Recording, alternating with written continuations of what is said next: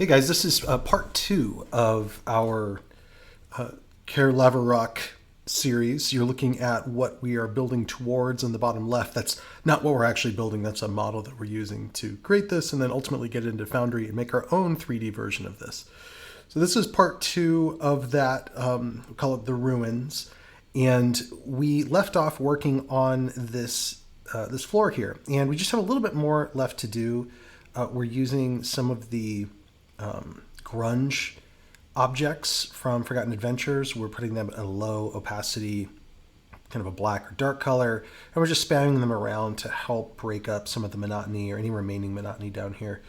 I just wanted to show you what it's like to, really go in detail with one particular area of like the floor, for example, to just let you see how much kind of like artwork you can really build into it if you've got the time for it.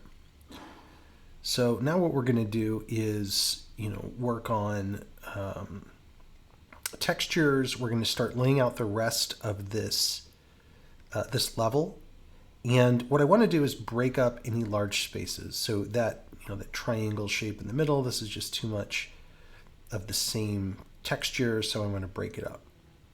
And I want to just make this look more interesting and more like it was a designed space. And I'm going to try some textures here. What I want to do is I want to use textures that complement each other from a palette perspective. I don't want everything to be the same, but I'm going to be introducing some greens and stuff later to bring some color to this. But for the most part, I'm trying to leave it as, essentially what it is, which is, the stones that were left after many years of ruin. And I'll change these textures as I go.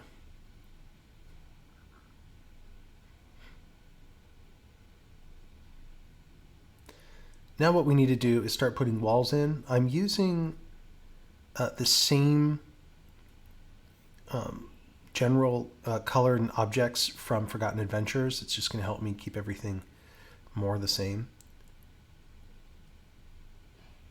And I'm just blocking out where these rooms would be, logically. I'm trying to make it so that they're, landing on grid intersections. And I'm referencing back to that 3D model. You don't see it, it's in another screen. But I'm looking back at the 3D model. I'm just making sure that I'm capturing the essence of, what was, what that castle is really all about. Of course, I'm making modifications to make it work, not just here in Dungeondraft, but to make it work ultimately when it gets into Foundry. And here I'm making stairs just using these new slabs from Forgotten Adventures. And just don't forget, if you make your own stairs, don't forget the shadow here. Otherwise they look like they're just sitting right on top of each other, and you want it to really look like it's got more elevation than that. I typically use the shadow tool at 40%. You can also get 20% or 60%. I find 40 is what I'm typically using.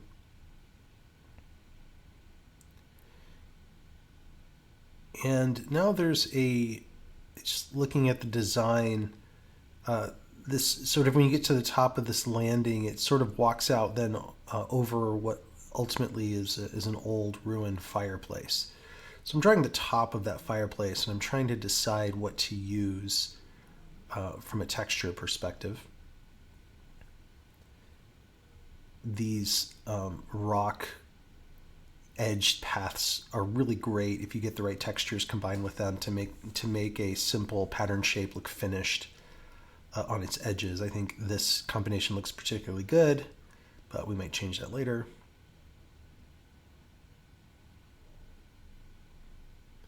If you didn't know, you can rotate patterns.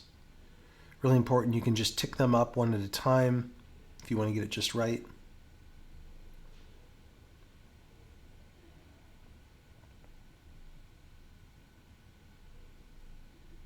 And now I'm just going to play around here with how to finish this, brick portion of this giant fireplace.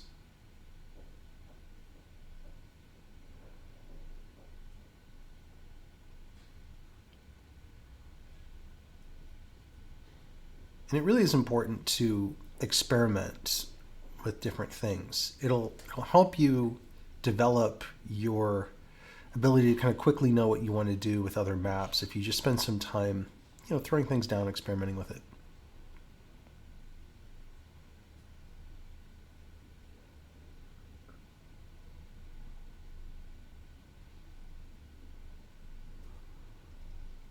You can always create more than one point if you want to really control those paths. Don't feel like you have to round a corner. You can create more than one point. You can make it so it's more square over on the left there. And there's light that comes through here. There's like a hole and things like that, and I just wanted to try to capture that. It's subtle. No one will ever notice except you, but it helps to make the space feel like it's more real. Even down to this little touch here, I wanted to break up some of that monotony and just show that there was a missing stone tile. Now I'm just evaluating the space, figuring out how I want to do this next, how I want to approach this fireplace. And what I'm going to do is just turn on pattern shape, edit points, and I'm going to just carve out a little hole in that top pattern. It is a few levels above the pattern below.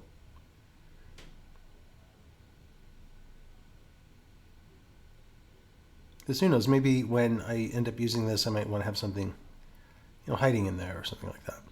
I was debating on whether to make this a removable tile and actually be able to show enemies going in there or hidden in there if you should reveal the tile. I didn't end up doing that. It's just more complicated when you finally get all of these pieces. I mean, this is going to be a huge, this goes up, I think, 4 stories, 5 stories.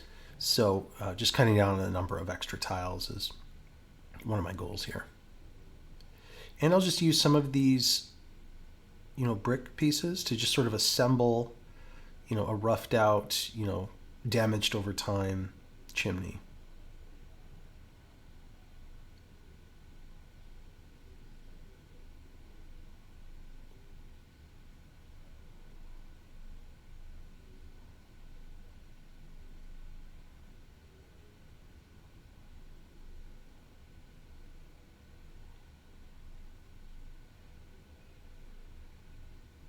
Of course, there's pieces that come chimneys already made, but they're not as rough as this, right? So, I really wanted to take advantage of all of these new components, these brick by brick components, to be able to assemble it in a way that looks a little bit more believable. And I'll do the same thing here just to help people understand that this is a chimney. Maybe it was used by bandits or robbers over the years. So there's a little bit of soot sort of spilling out of it.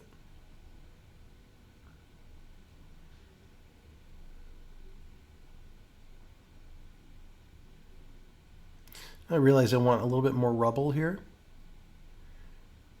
The real Caer Laverock is rubble free. It's quite clean, but it's kept up by historical society and things like that. This is something that I want to be a little bit more stressed. And here I'm going back to playing with a different texture here. I don't know that I want those pebbles. I don't know that they're believable, those stone tiles up on the upper floor.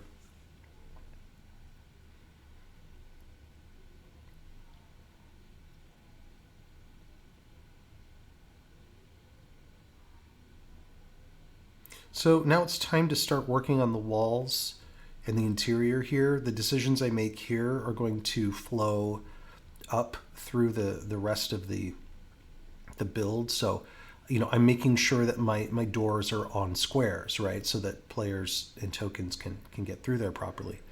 I'm even changing the patterns of the floor patterns here.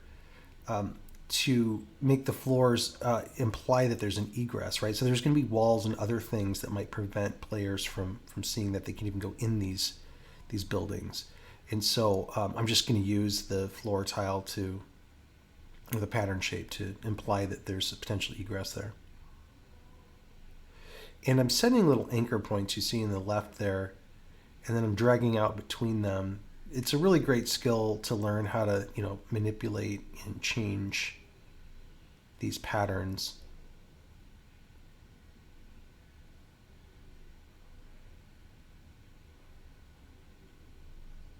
That's pretty good.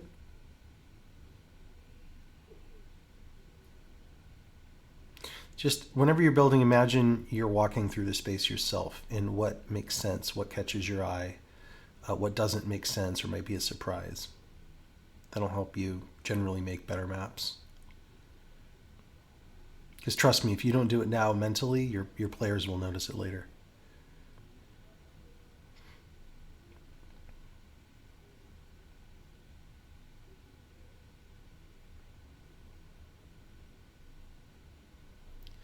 Now we're going to do what you're used to me doing around this point where I'm building walls, is I want to put the shadows down for those walls. As usual, I'm just trying to pull them up off of the map so that I can get a better assessment of the space and start thinking about it in 3 dimensions. So I'm just using a double shadow faded at both ends, just so I don't have, one extra shadow that I'm drawing. And we'll switch to the half shadow here and use the spline tool to just rough out where the shadow to the walls will eventually fall all the way through, and change it back so it doesn't fade on both sides, because it'll cause some strange things. The fade won't, the shadow won't stretch as far as you want it to. And I've set this at level 400, which should really be above everything else except for the walls. You guys have seen me do this before, but it just helps me make sure if I place anything down, like stones or rubble or whatever, that it's obscured by that shadow.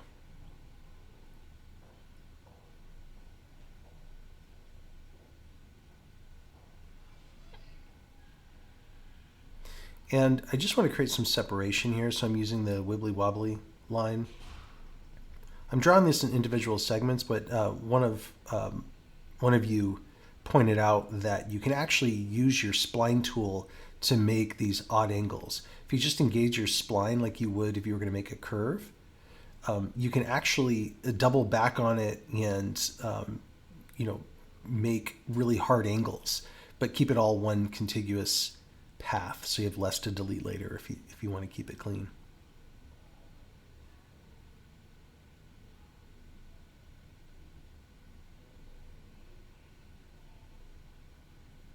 Again, just evaluating the space.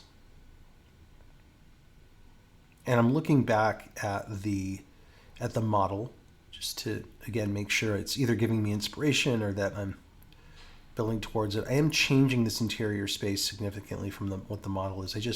You get spaces that are too small, and it's hard to carry out combat and do other things, get enough tokens into the room.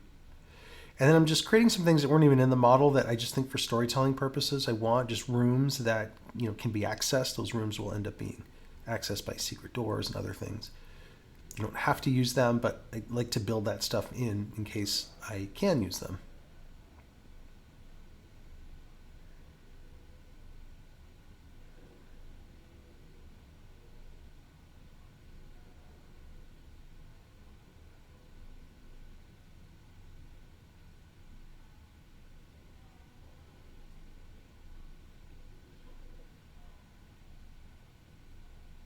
Rather than trying to change the patterns in that middle area there, I've decided just to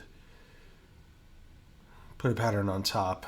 Otherwise, you can accidentally delete your pattern and other things. Just remember, you can Control Z out of that if you accidentally delete a point or make a point go over another point. And now I'm back to seeing what I like for textures.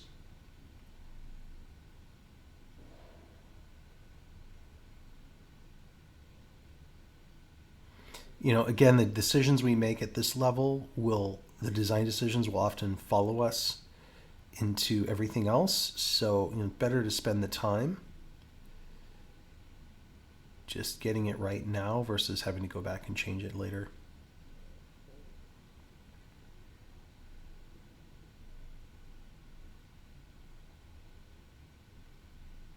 I'm evaluating whether I think it's a believable floor for this type of space. Whether its color is the right color.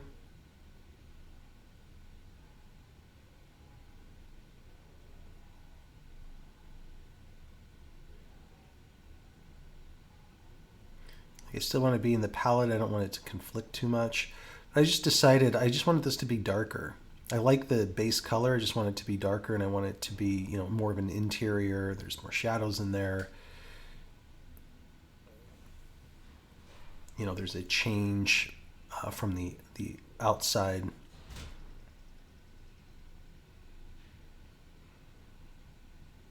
I think I like that. What I need to do is, now that I've got that custom hex code, I need to go into the tile picker or into its color field down at their bottom. I'm just going to Control C that hex code, copy it, and then I'm going to paste it into the new one. That way they're the same.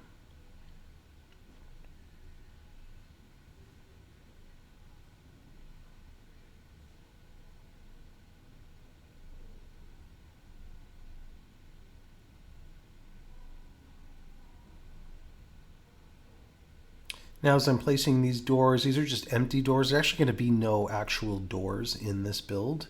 This is a ruin, and the doors are long disappeared. Notice I'm putting those interior walls set to below the walls around them, so they don't overlap. And I'm placing these doors in such a way that I can build some fireplaces into these rooms. And just lay my shadows. You don't want to forget that. Remember to turn your core Dungeondraft shadows off. That doesn't really match this artwork.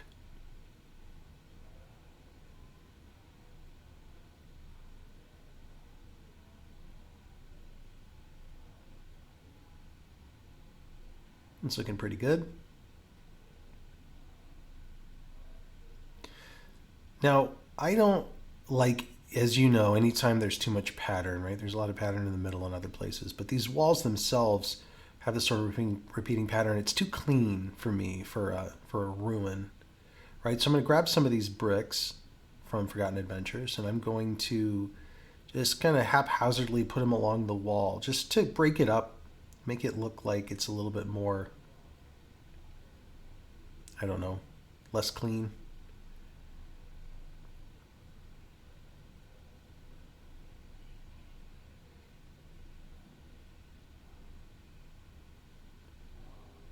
And I'm looking back at my diagram, referring back to there, seeing if there's any decisions I want to make now that I have to undo later. I'm trying to ascertain those now.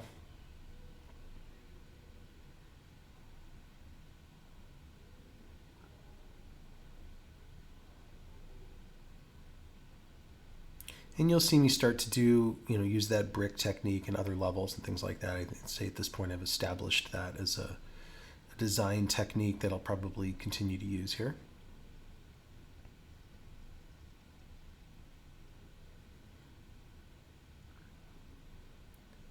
Now for this main entry, I want it to be a little bit chunkier, a little bit more fortified. So I'll use some of the same techniques I used before with these bricks to kind of layer them in.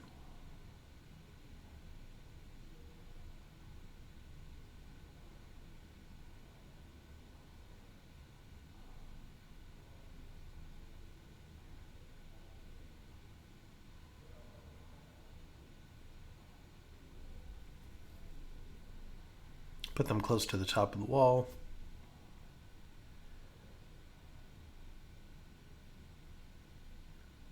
And this is really just filler, right? Just to fill these walls out a little bit more. I'm using the shadow object to put shadows underneath everything, just because I get it kind of painted in there. Looks pretty good.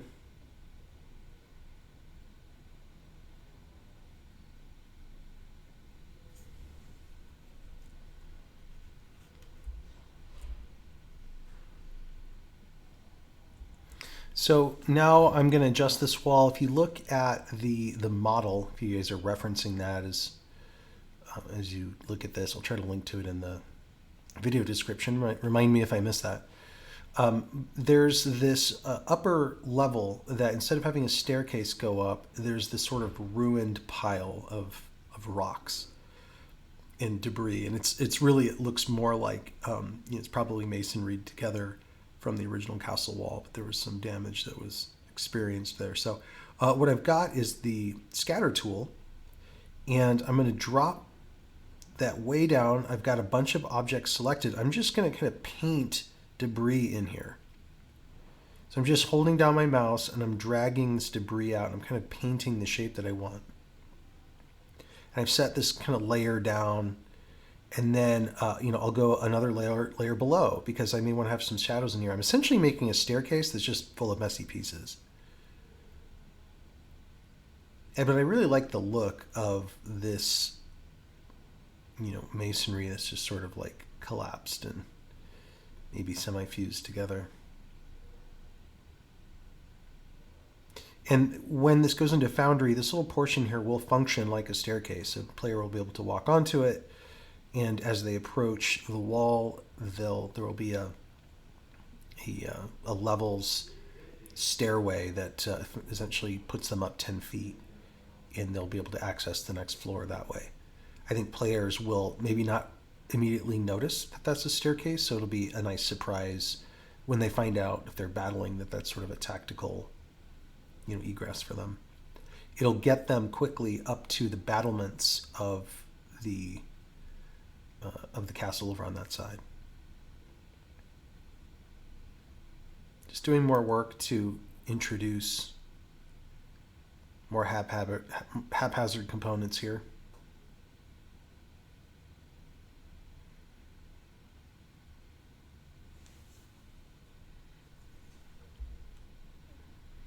And we're getting pretty close to what we wanted to accomplish today. And this will very closely get us to a good foundation for the rest of our build. There'll be a little bit more work to do on this first level, and then we'll be able to do the fun stuff, which was going up and building the other levels. They're much smaller in terms of tile size. This is certainly going to be the biggest footprint. Took the most work to get here. And I'm just making sure that all my shadows are laying down. You can see now that I'm putting shadows in, why it mattered that I put those on different levels.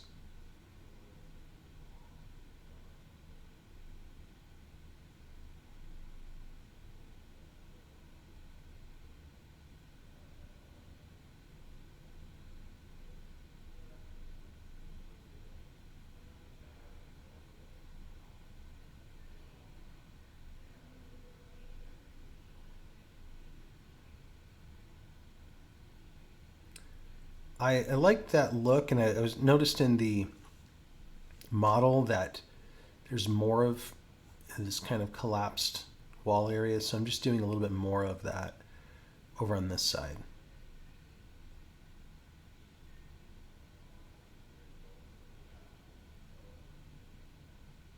What's great is if you're holding down the mouse, and if you mess up, you can just Control Z, and it'll take everything that you laid down in that that drag session. It'll take it all out.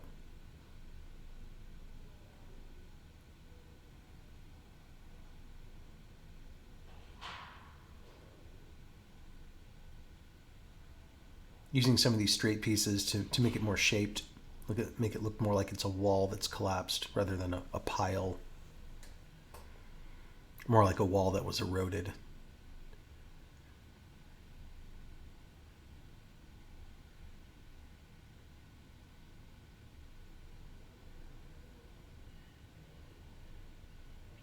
I use that technique just to make the wall look like it's standing up above that wall below it. Really easy technique you can use everywhere.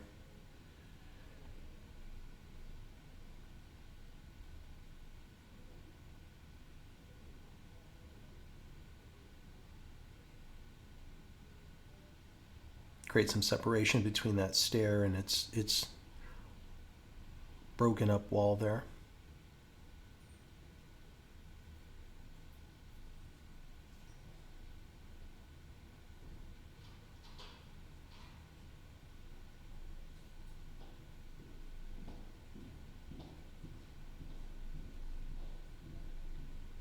Okay, now this is feeling pretty good. After a few little touch-ups, a couple more places here to add some shadows, I think we're basically done for today. Now, stay tuned for part 3. We'll do some more design work and introduce some more techniques for you guys. before we get this put into Foundry. So thanks so much, everybody, for joining me, and have fun making your maps.